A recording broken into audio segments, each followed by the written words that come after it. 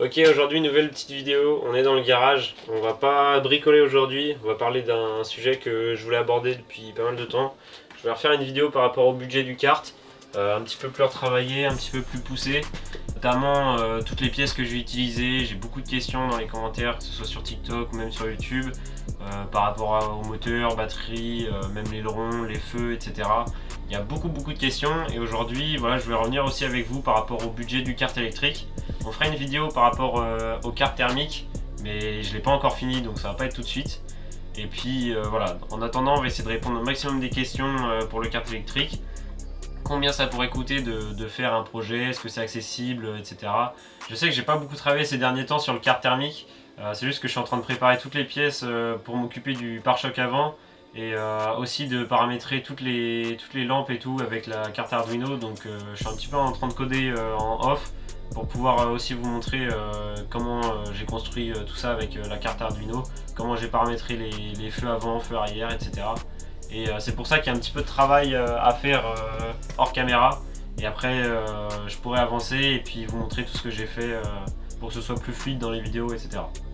Ok, donc avant de parler de chiffres, etc., il faut savoir que mon kart c'est une prépa drift. Donc c'est pas fait pour faire de la compétition ni pour faire du loisir. C'est vraiment histoire de s'amuser dans la rue, puis aussi d'avoir un projet à construire. C'est tout le processus qui me plaît. Donc voilà, on n'est clairement pas sur le kart le plus puissant, il est juste là pour s'amuser. Donc il me sert à aller drifter dans la rue, mais aussi sur les parkings quand il y a un petit peu plus d'espace. C'est sympa. Voilà, ça c'est la première chose à savoir. La deuxième chose à savoir, c'est que je suis pas parti de rien. Je sais qu'il y a beaucoup de personnes qui construisent eux-mêmes leur châssis, qui construisent leur propre carte de A à Z. Mais pour ma part, c'est pas le cas parce que j'ai pas assez de compétences pour faire quelque chose de bien. Et donc je voulais quand même quelque chose de solide, donc j'ai acheté un kart déjà fait. Et c'est ce qui va aussi influencer le prix, c'est que vous aurez sûrement pas le même kart que moi et sûrement pas le même châssis, sachant que celui-ci est un petit peu plus petit, donc voilà, ça va varier un petit peu. Ok, donc comme je vous ai dit, on va parler du châssis. Ici, celui-là, le kart, on l'a acheté entier quasiment. Il y avait juste pas le moteur et c'était pas les bons pneus, donc après on a dû les changer. Mais on a acheté avec toutes les pièces, il n'était pas en super bon état. Nous, il y avait pas mal de rouille, etc. sur les pièces, mais dans l'état général, voilà, ça allait.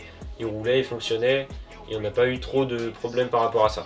Le prix du kart, c'est à peu près 250 €. Je vous conseille de ne pas mettre au-dessus de 200 à 300, sauf si vraiment vous avez une offre avec un kart en bon état. Et fiez-vous aussi à l'état des pièces en général. Il faut que ce soit pas trop abîmé, il ne faut pas qu'il y ait trop de pièces à changer. Parce que nous, on a dû remplacer pas mal de pièces et je vais vous expliquer pourquoi. Mais voilà, il faut que ce soit un bon état en général et pas trop coûteux. Nous, ça nous a coûté 250 €. C'est le prix de base. Ah si, autre chose par rapport au châssis, je vous déconseille de faire de la découpe sur le châssis parce qu'il est prévu pour encaisser les coups, pour résister, etc. Donc si vous découpez un endroit et que vous ressoudez, etc., ça va modifier toute la structure et ça résistera pas autant qu'avant. Donc voilà, si vous pouvez éviter de faire de la découpe, franchement c'est mieux. Ok, donc maintenant que vous avez votre base, si vous l'avez construit, vous n'allez pas avoir ce problème-là. Par contre, si vous l'avez acheté d'occasion, il faut bien vérifier que toutes les pièces soient fonctionnelles, qu'il n'en manque pas, qu'il n'y ait pas de rouille ou d'oxydation. C'était le cas par exemple sur les freins avant, ils étaient complètement oxydés, du coup on a dû les racheter. Les pneus arrière, on a tout remplacé, même les moyeux, parce que ça correspondait pas du tout. C'était des pneus de cross qu'on retrouve sur le quad. Et voilà. Donc globalement, c'est les pièces qu'on a changées. Et la couronne aussi, on l'a changée. C'était une couronne toute petite. Et du coup, on a opté pour une plus grande couronne avec plus de coupe. Et puis tout le support de la couronne aussi. Et puis c'est quasiment tout ce qu'on a changé. Après, il y a beaucoup de pièces rouillées, mais on les a nettoyées, donc c'était pas grand chose. Et c'était réutilisable. Au total, voilà, pour avoir remplacé toutes les pièces et racheté les bonnes, ça nous a coûté à peu près 120-130 € au total pour remplacer toutes les pièces. Ça peut être beaucoup moins comme ça peut être beaucoup plus, ça dépend vraiment de ce que vous avez à remplacer. Sachant que nous, il y a des pièces qui sont encore cassées et que j'ai jamais remplacées. Par exemple, la jante avant, elle est fissurée, c'est franchement pas ouf. Elle a été réparée n'importe comment, mais on a laissé ça parce que c'est des jantes hyper spécifiques. Et franchement c'est une galère à changer, ou même à limite il faudrait faire usiner une pièce pour remplacer et j'ai un peu la flemme. Donc voilà, au total au niveau des pièces 120-130, C'était à peu près le budget qu'on a mis pour remplacer toutes les pièces. Là encore, si vous construisez votre propre châssis, ça va vous coûter beaucoup plus cher parce qu'il faut acheter vraiment toutes les pièces. Mais voilà, si vous partez d'une base comme moi, ça va franchement dépendre de l'état du kart et des pièces à changer. Si vous en avez beaucoup, forcément ça va coûter plus cher. Si vous n'en avez pas beaucoup à changer, voire pas, ça va coûter moins cher, c'est normal. Je vous conseille aussi, pareil, d'acheter des pièces d'occasion. Ça sert à rien d'acheter du neuf parce que de toute façon, ça sert juste vraiment pour le drift. Ça va pas aller hyper vite. Pareil, on m'a beaucoup demandé la vitesse du kart. On va en revenir juste après parce que ça a l'air d'intéresser beaucoup de monde. Alors qu'en vrai, je trouve pas que c'est le plus important, mais bon, c'est pas grave. Ok, super, maintenant on a notre kart qui roule, il est top, franchement les pièces elles roulent, tout est fonctionnel et il reste plus qu'à l'alimenter par un moteur et une batterie pour pouvoir faire fonctionner le tout. Et c'était vraiment une batterie 48 volts qu'on avait déjà, elle correspond à peu près à une batterie de vélo électrique et on avait acheté 260-300 euros je crois à peu près. Aujourd'hui dans les prix de batterie, si on regarde, c'est à peu près 200, je dirais 250-300 euros, donc ça n'a pas trop changé. Je pense qu'on peut en trouver pour moins cher que ça. Mais voilà, moi je dirais que le prix de base c'est 250 euros une batterie 48 volts. Ok, donc une fois la batterie achetée, il faut acheter un moteur. Nous, ça vient de chez le site Vevor. Ils ont pas mal de moteurs électriques. Nous, c'est un kit qu'on a acheté avec justement le moteur et la pédale. Et puis on a acheté aussi ce petit boîtier qui permet de passer du 48 volts au 12 volts. Pour alimenter en fait les feux arrière, on en reparlera après. Mais voilà, puisque tout le circuit n'est pas en 48 volts sur le kart, il fait à peu près 4500 tours minute. Voilà, c'est en 48 volts, il fait 1800 watts et franchement, au niveau de la puissance, c'est pas mal. Ça manque un petit peu et c'est pour ça que je vais peut-être racheter un moteur un petit peu plus puissant pour faire un petit peu une V2 sur ce kart là. Mais je verrai ça plus tard. Ok, donc c'est génial, vous avez votre batterie, vous avez votre moteur. Même la pédale qui va dans le kit, tout fonctionne, tout est relié, vous avez mis du PVC sur les pneus, vous pouvez enfin drifter, c'est génial. Sauf que moi je vous conseille quand même une dernière étape avant tout ça, c'est de rajouter un bouton d'arrêt d'urgence sur le circuit électronique. Parce qu'en cas d'accident, si vous avez besoin de couper rapidement le circuit, vous pouvez le faire avec ce bouton, vous avez juste à le tourner. Franchement, en cas d'accident, il peut arriver tout et n'importe quoi, surtout avec une batterie. C'est assez dangereux, mais voilà, pour éviter tout problème, franchement un câble se coupe, vous n'avez pas prévu un certain truc ou je sais pas quoi, vous coupez le courant, vous stoppez avant de réparer et franchement c'est hyper efficace. Et puis même ça joue un petit peu le rôle de clé puisque si je le déclipse, personne ne peut démarrer le kart et donc franchement il est safe, voilà. Et bon après ça n'empêche pas de le voler hein, mais voilà, au moins c'est une sécurité j'ai envie de dire en plus. Et puis nous ce qu'on a fait aussi c'est aussi de rajouter un petit panneau de contrôle avec le contrôle des lampes, du circuit avant arrière parce qu'il y a une marche arrière sur les cartes, sur les moteurs ça fonctionne dans les deux sens.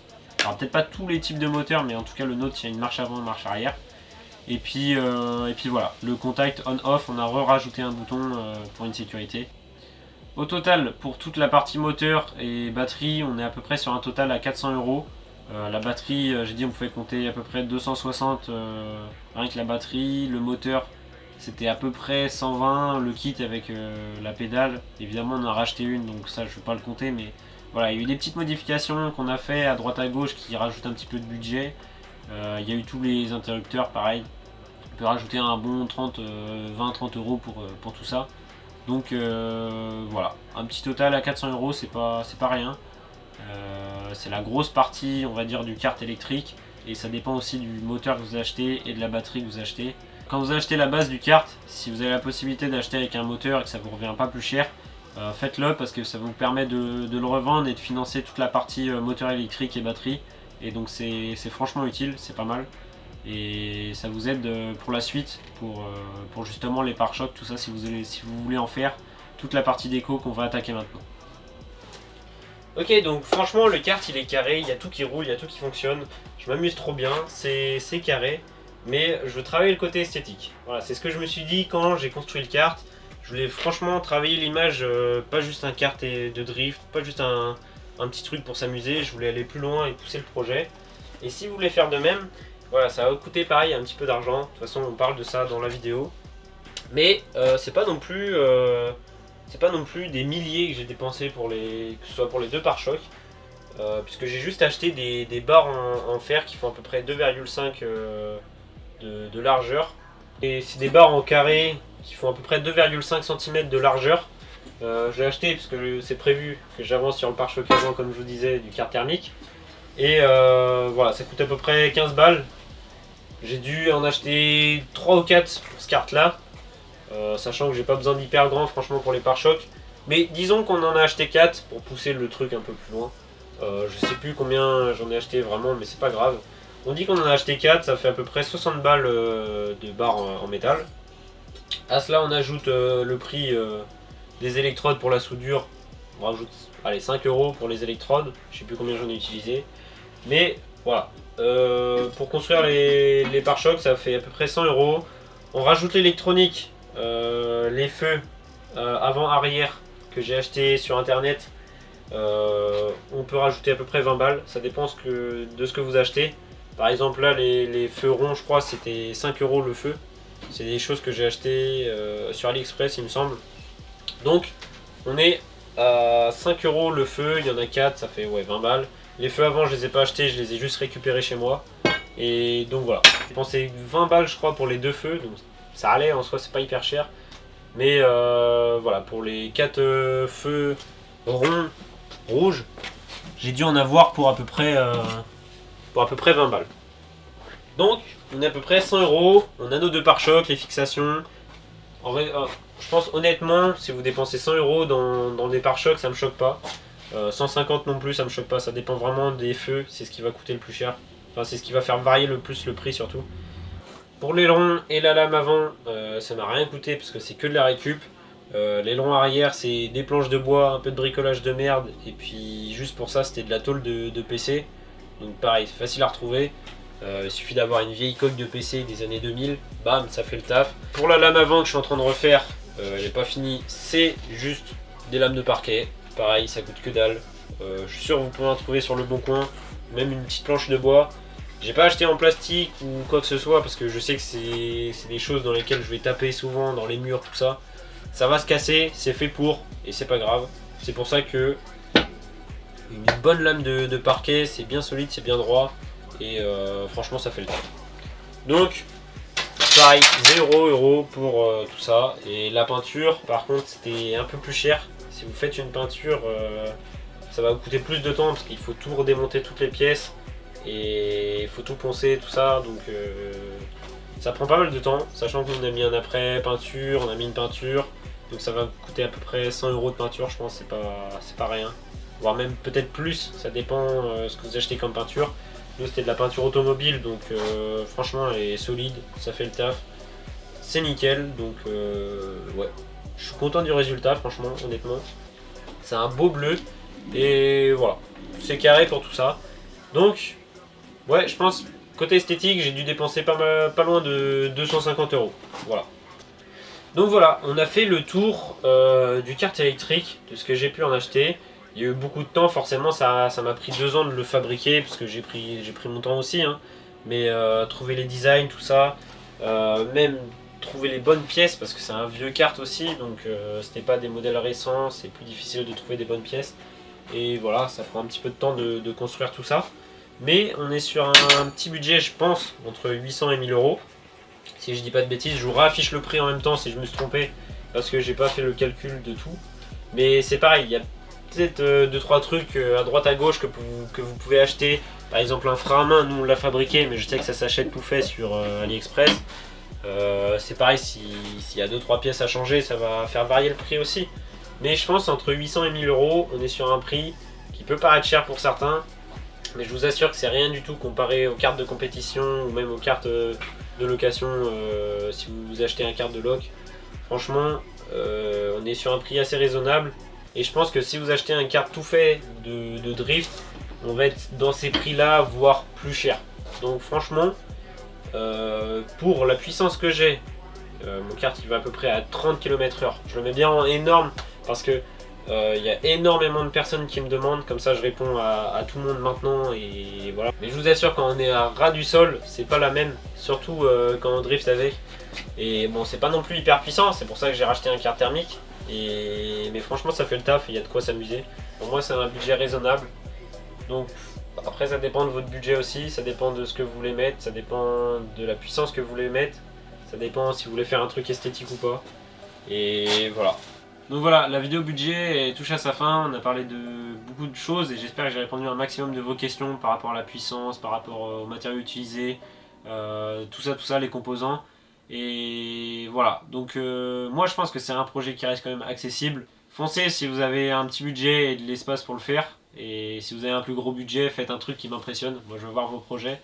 Et puis si vous avez d'autres questions par rapport aux matériaux que j'ai utilisés ou des trucs auxquels j'ai pas répondu, n'hésitez pas à m'envoyer un commentaire ou m'envoyer des messages sur Insta ou TikTok, je réponds à tout le monde. Et puis ça fait toujours plaisir de discuter avec les gens par rapport à leur projet. Voilà, j'espère que la vidéo vous aura plu, merci d'être resté jusqu'à la fin, et sur ce, moi je vous laisse.